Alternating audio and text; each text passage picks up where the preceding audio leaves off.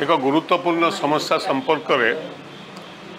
आपण को दृष्टि आकर्षण करने को चाहिए। विषयटी है नीट एग्जामिनेशन रो जो धांधली जहाँ फल प्राय समग्र देशर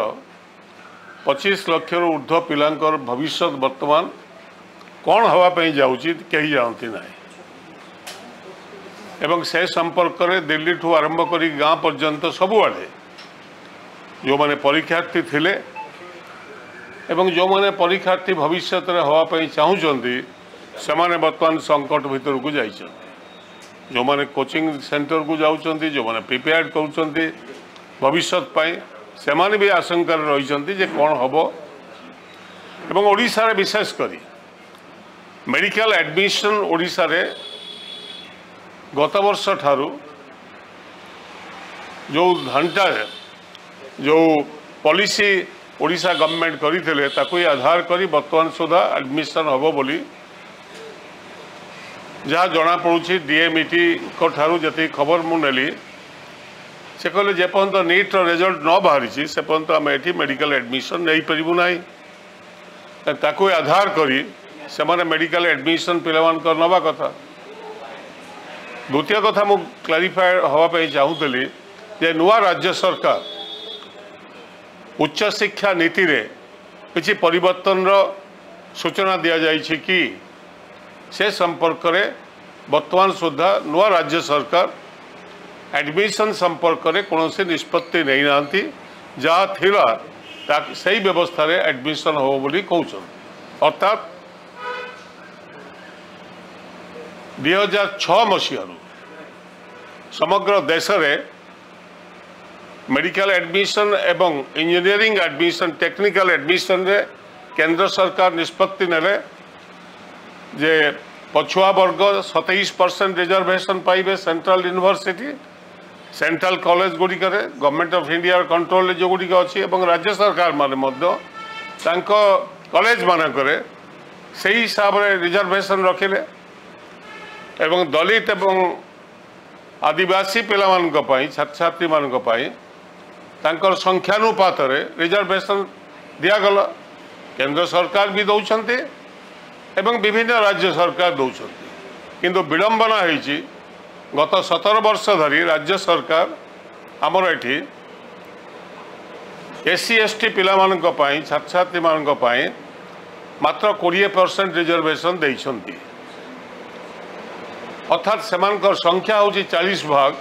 से 40 भाग सीट पाइबा कथा। मेडिकल एडमिशन रे 15% नीट को गला परे आउ जो मेडिकल सीट रहिला राज्य रे से मेडिकल सीट रो प्राय 400 360 रु 370 सीट एससी एसटी पिला माने हरउचंती प्रति वर्ष गत 17 वर्ष धरी। ओबीसी छात्र छात्री मानक पई आदौ रिजर्वेशन ना मेडिकल रे अछि ना आपनकर इंजीनियरिंग रे अछि जहाँ फल से माने गोटे भी परसेंटेज रिजर्वेशन पाऊना यदि 27% दि जाई थांता ताले अति कम रे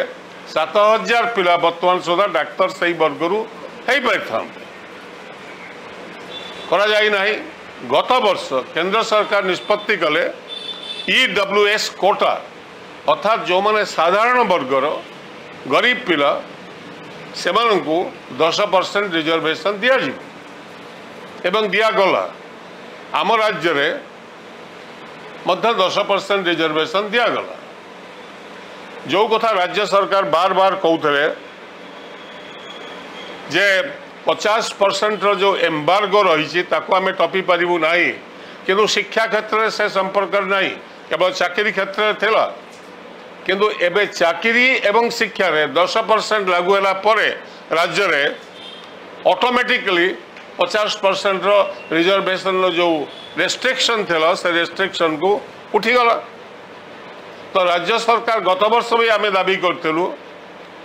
जे जदि 10% 6% जनरल कैटेगरी ओडिशा लोक संख्या होची लोक संख्यार मात्र 6% ओबीसी एससी बीसी एमाने होचंती 54 भाग लोक एससी एसटी होचंती 40 भाग अर्थात 94 भाग लोक रहिले सेमानक पई रिजर्वेशन मात्र रहिला शिक्षा क्षेत्र में